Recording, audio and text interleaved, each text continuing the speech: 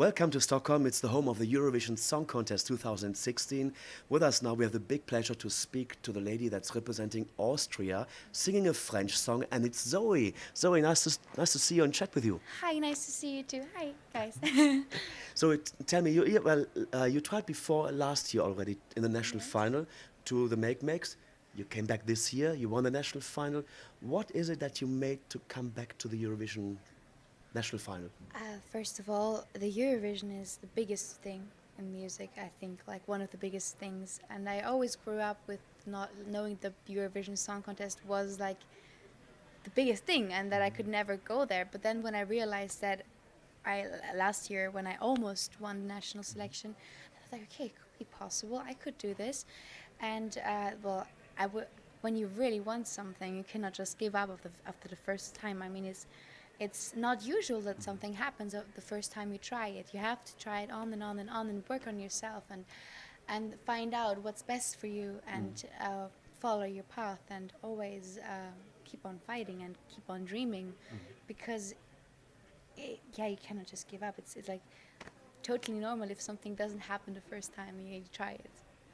Well, you were after that in Amsterdam. You went to Riga, not to Riga, but to London. Yes. Also Israel as well. I went to Israel, London, and Amsterdam. And the reception in these preview events were fantastic for you. I was in Amsterdam, and it was really the reception you got was amazing. Yes. What was the feeling for you? I was completely overwhelmed. I never would have thought that people would react in that way.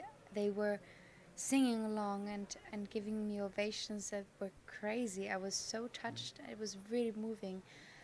And I think that was one of the best experiences ever. I was very moved on stage because I've never seen something like that before. I know, of course, I saw it in videos when the Beatles were singing, you know, but that's something unreal. Like, that just doesn't happen to people like me. And then it happened, and it was just, I was so grateful that the people were giving the song and me a chance and liking it apparently. So I was very happy about it. It gave me a lot of hope.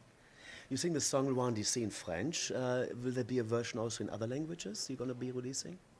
Actually, for the moment, there's just a French version.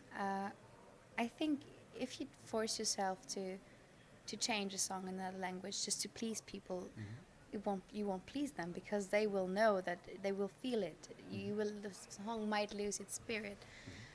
So that's what happened last year because we were at the national selection with Quel Filou in French, and then people were criticizing it a lot, and we were like, okay, let's rewrite it in English. So we translated it and rewrote it in English, and it felt nice, but it was not the same thing. And I think that it lost its authenticity. So that's why, for the moment, if it happens somehow that one sees suddenly there's another lyrics in my head in another language, maybe, but for the moment it's not planned. So people have to listen to it in French. I'm sorry. Do you sing also in German, or you're really specializing to sing in French? Just the French choice of music was something not planned at all. It just happened. But when I was younger, of course, I sang a lot in English and also in German. But for the moment, it's mostly French. But maybe in the future there might be some other languages on my album, maybe. Tell us a little bit more about the album you have planned. Yes, I know it's already released. It's my album debut and debut deluxe, which is a deluxe version of the album with some covers as well. And all of the original songs that I wrote together with my father are in French. And yes, I'm very happy that it got released, and it was my first album, so it was a great feeling. I never would have thought that I could do this that soon in my life. I've always dreamed of it, but I never would have thought that when I'm 19, I release my first album. 18, I was 18 back then. Oh my God. You're not only a singer, you're also an actress, a TV host as well. When I was younger, I hosted some kids' TV shows or teenager, but not anymore. I don't know. Maybe one day. I like that. I like talking. Maybe that's why I really talk a lot always. But it's fun. It's fantastic. And the TV actress in a soap opera, I understand you're playing. Yes, it's called Vorstellweib. It's very famous in Austria. It's very new, and I went to the casting last year, and the year before, like 2014, I went to the casting. It was my first real show casting for film, and I was so happy that I got the part. It was amazing, and I had like 6 or 7 days of shooting, and this year I played in Prega, which is going to be released in October, and I had 12 days of filming, and I really hope to have the chance to go to other castings too in the future. I really love acting, and I really want to improve myself. Like, I really want to work on it a lot. Zoe, thank you so much for taking the time to chat with us. All the best of luck on the stage in Stockholm. One thing you do before the performance, I have let you do the Superman pose. Yes, like this. And do that also on the semi-final? Of course. And then on the final, of course, as well. Of course, of course. Let's hope.